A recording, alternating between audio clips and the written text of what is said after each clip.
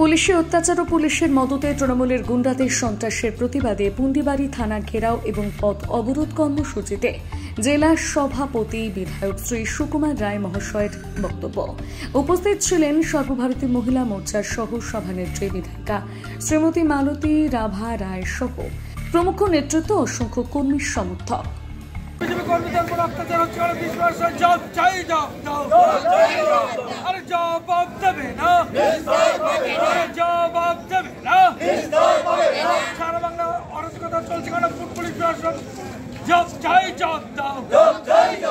জানি হঠাৎ করেই আমাদের আজকে থানায় আসতে হলো কেন?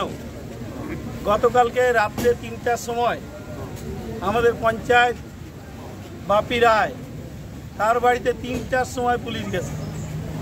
এখন বলছে নোটিশ দিতে গেছি। ৩ গাড়ি পুলিশ নিয়ে নোটিশ দিতে পুলিশ রাত্রি ৩টার সময় যায়। কিসের নোটিশ? সাক্ষীর নোটিশ। কেন এরকম হলো? আসলে আজকে ওইখানে একটা মিছিল ছিল বিজেপির, আর সেই মিছিলে আজকে সমস্ত গ্রামের ওই অঞ্চলের লোক এক জায়গায় জমায়েত হতো। আমরা দেখছি সকাল 10টার সময় জমায়েত হওয়ার কথা, তার আগেই আমরা বলছিলাম থানায় যাব। 10টা 11টার সময় জমায়েত হয়েছে। তৃণমূলের হারমাত বাহিনী পিস্তল বন্দুক নিয়ে আমাদের কর্মীদের আমরা তারপরে দেখলাম যে আমরা সেই আমাদের কর্মীদের উপরে আক্রমণ করছে 3 জন হসপিটালে। তারপরে আমরা থানায় আসলাম, দেখলাম বড়বাবু নেই, কারণ বড়বাবু থাকবে না। পুলিশ আর তৃণমূলের মধ্যে কোনো তফাৎ নেই। সেই জন্য আমাদের আরও সংগঠিত হতে হবে। যখন আমাদের খবর দিব তখনই আপনারা চলে আসবেন। বারবার আমরা রাস্তা অবরোধ এবং থানা ঘেরাও করব। তোর প্রয়োজনে তৃণমূলের বিরুদ্ধে শুধু না, পুলিশের বিরুদ্ধে আমরা হাইকোর্টে যাব, কোর্টে যাব। আপনারা যে কোনো ঘটনা ঘটলে সঙ্গে সঙ্গে আপনারা এফআইআর করবেন। এফআইআর যদি পুলিশ না যায় আমার কাছে আসবেন, আমাদের কাছে যোগাযোগ করবেন আমাদের নেতৃত্বের সঙ্গে।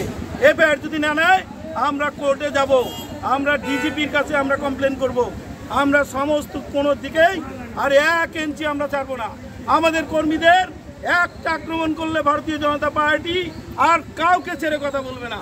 সেই জন্যেই যে আমরা আজকে হঠাৎ করে খবর দেওয়ার পরেও যেভাবে আপনারা আসছেন, আরও সংগঠিত হতে হবে।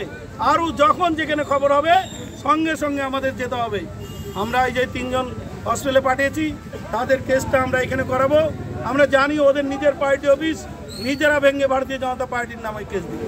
আমাদের পার্টি অফিস ভেঙেছে, ভাঙার পরে সেই পার্টি অফিসের চেয়ার আর নিয়ে এসে তৃণমূল পার্টি অফিসে রেখে আমাদের নামে কেস দিবে, আমরা সেটা জানি। সেই জন্য আমরা ওসি সাহেবকে বললাম, ওসি সাহেব ছিল না, যে চার্জে আছে বড়বাবু, তাকে বললাম যে এইটা আপনারা দেখেন, যদি তৃণমূলের খালে দলদাসে করবেন না। কেন আপনারা ট্যাক্স নেন সাধারণ মানুষের পয়সা, আপনারা চাকরিদের টাকা পান। সেই জন্য সাধারণ মানুষের দিকে দেখুন। আমরা সেই জন্য আজকেও আমরা সাবধান করে দিলাম।